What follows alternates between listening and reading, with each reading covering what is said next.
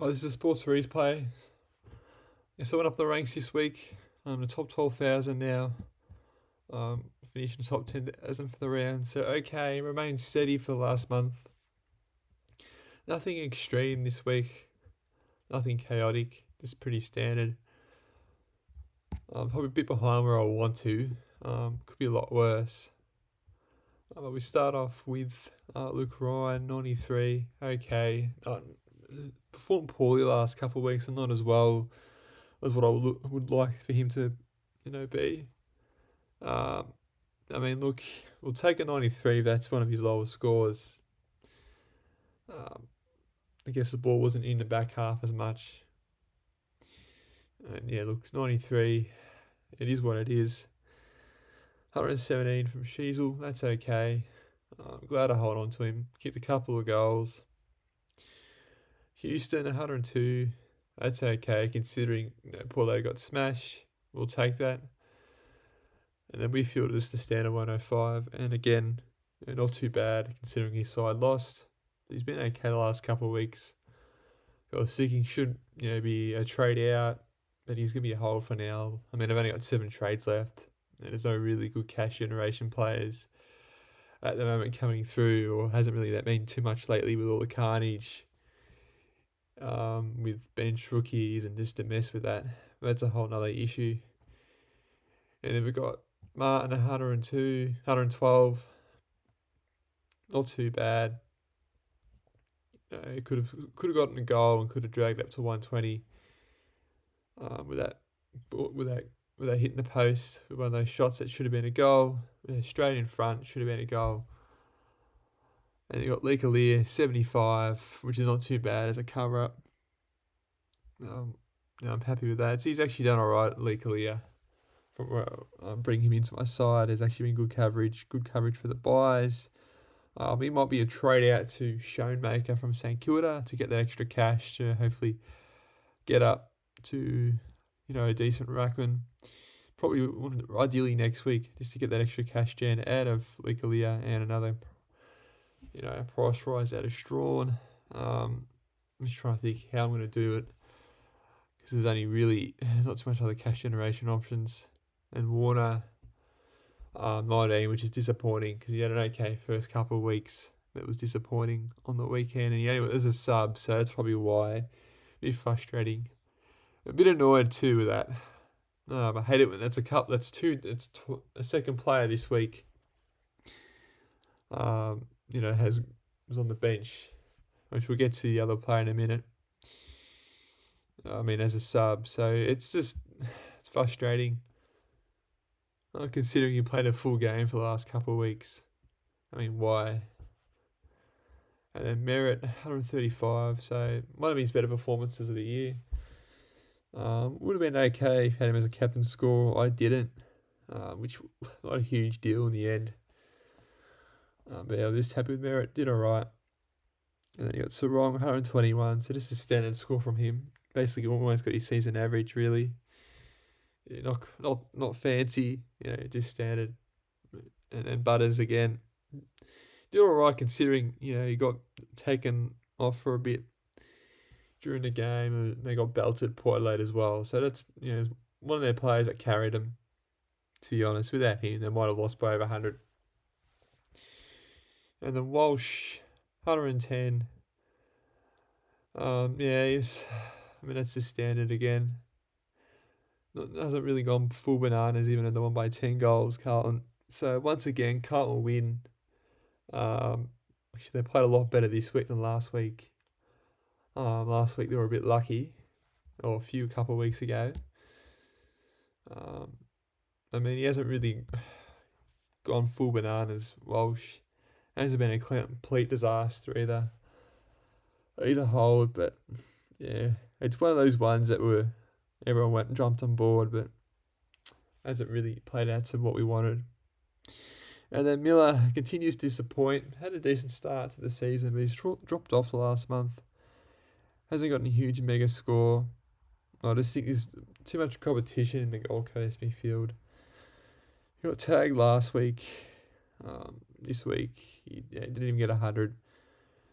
So if I have any might be a trade out. It's probably a hold for now. I mean, if I've got any luxury trade option, he'd probably the one that'd be first to trade out. If I did have that, luxury of doing it. If these rookies did pop off, some of these ones like Dawson or Richards, I would have had extra money just to move on and get rid of some of these failed primos or fake primos in my side, particularly the midfield. I think defence isn't too bad.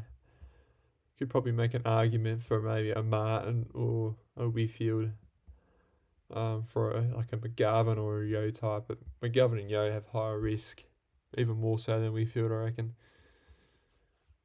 And then you've got Tom Green, who stepped up, and what was he, the highest scoring player on my team this week? Yeah, he was.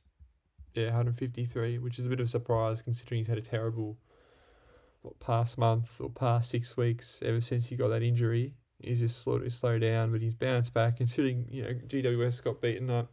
Was by far their best player. And, and he's just done what we needed to hold his spot in my side. Because there's no point me getting rid of him at a reduced price point either. I've got him in my side now. Unless he gets injured, there's no point in getting rid of him now because I want to at least get that Ruckman upgrade.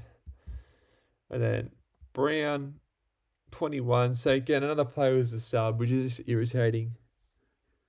It's his first game and you put him as a sub and he saves you the game. It's just, why do that?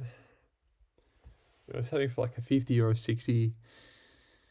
So I traded him in for Sullivan to get that extra cash. Sort of needed it, to be honest.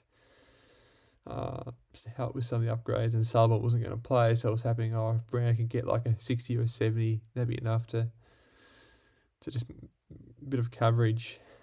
But look, it's not a huge deal because he wasn't even part of my best, 18 players in regards to scoring, but it's just job security. Who knows? I mean, Melbourne have been playing that great, so he may be still on the side. I need that cash gen as soon as possible. And then, Sean Manor didn't play, so I'm not too sure what they're doing with him, Geelong. What's the point of recruiting him if you're not going to play him? Your side gets done by 10 goals. It's actually not the first time this year they have Geelong. Just bring him in next week. Take a risk. Chris Scott, if he plays well in the VFL, just take a risk. Rest some of these older players. I mean, you can't do that now going forward because now your season's on the line. They've got a decent matchup here with Essendon, my team. It's going to be an interesting game, that. So, I don't know what's going on there.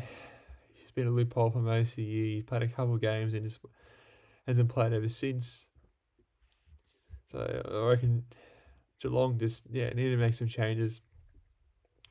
On to the ruck. So, I chose Gawn as captain. Took the gamble with Butters and only really lost 9 points. I thought playing North Melbourne, I mean, what's the odds of him getting a really bad score? He was up against Sherry, who was a decent ruckman, probably the most improved ruckman in the competition.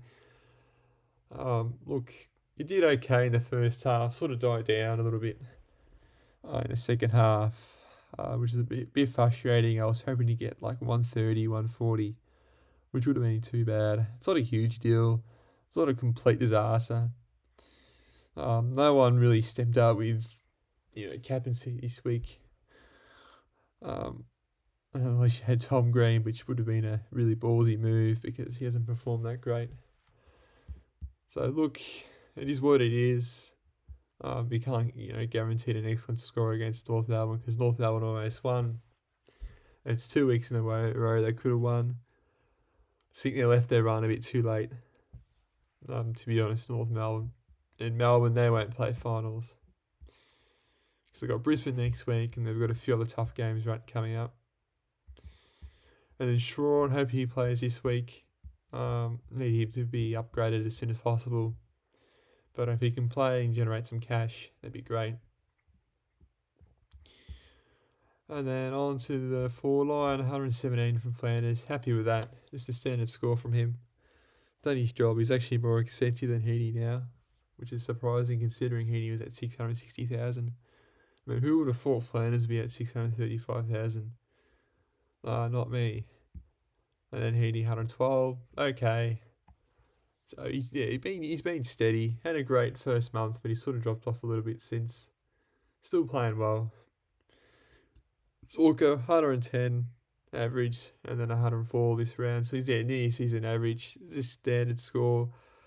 I was hoping for maybe a bit more. They did dominate Port Adelaide, but it was an even spread from Brisbane, which is what you want from a side. You don't want one player clearly dominating.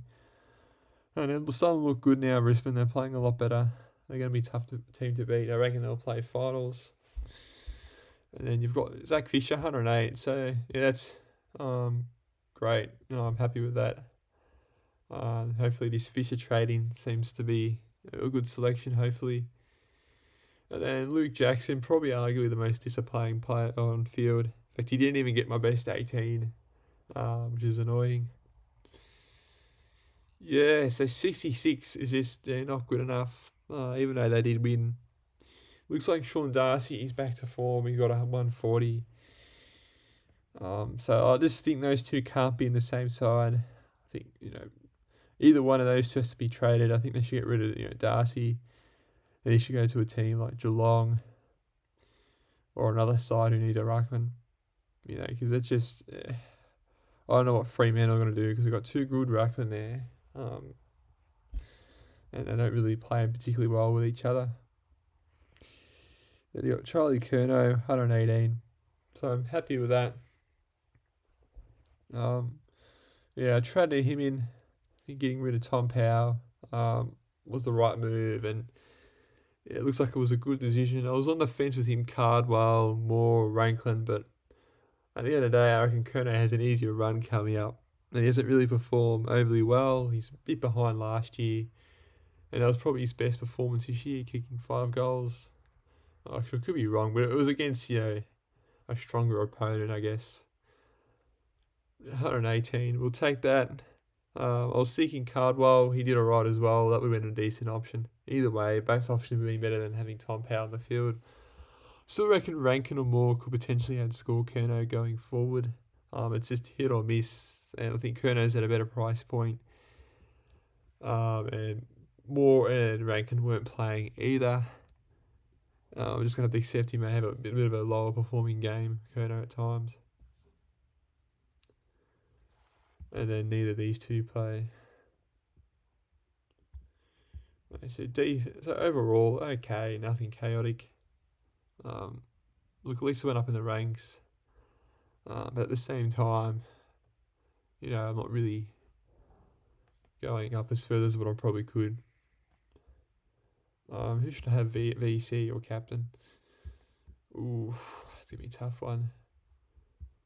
Brisbane, Melbourne, you could probably even go Gorn. It's going to be a tough matchup. Probably go Bont here. VC playing North. And captain, just try your luck, I guess. Could go Butters here against St Kilda. Even a Merritt against Geelong, maybe. Tom Grant against Adelaide or a Dawson. It's hard to tell here. But if Bont goes well against North, so that will probably be it for that. In terms of trades, I think just everything's about done, to be honest. Just need to get Sean to probably a Marshall or an English.